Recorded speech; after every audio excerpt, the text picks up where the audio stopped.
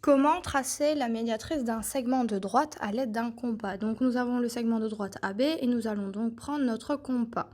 Nous allons ouvrir le compas avec un écartement plus grand que la moitié du segment AB et nous allons tracer un arc de cercle d'origine A. Donc nous plaçons la pointe sèche sur l'une des extrémités du segment, dans ce cas-ci A, et nous traçons l'arc de cercle d'origine A. Nous répétons l'étape à partir du point B. Donc nous plaçons la pointe sèche sur le point B et nous traçons l'arc de cercle d'origine A. Vous avez donc tracé vos deux arcs de cercle et vous pouvez donc constater qu'il y a deux points d'intersection entre les deux arcs de cercle. Donc nous allons nommer ces deux points d'intersection. Ce sont des points, donc nous les nommons à l'aide d'une lettre majuscule, dans ce cas-ci C et D. Ensuite, nous pouvons donc tracer la droite CD, donc la droite passant par les points C et D.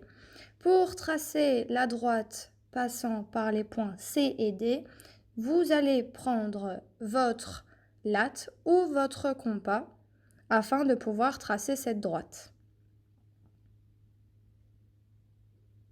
Grâce à l'équerre, vous allez pouvoir constater que la droite CD est perpendiculaire au segment AB.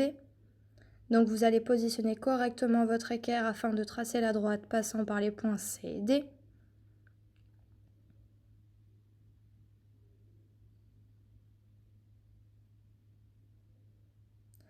Quand vous avez tracé la droite CD, donc la droite passant par les points C et D, vous pouvez constater qu'il y a une intersection entre la droite CD et le segment de droite AB, que vous pourrez nommer par la suite M.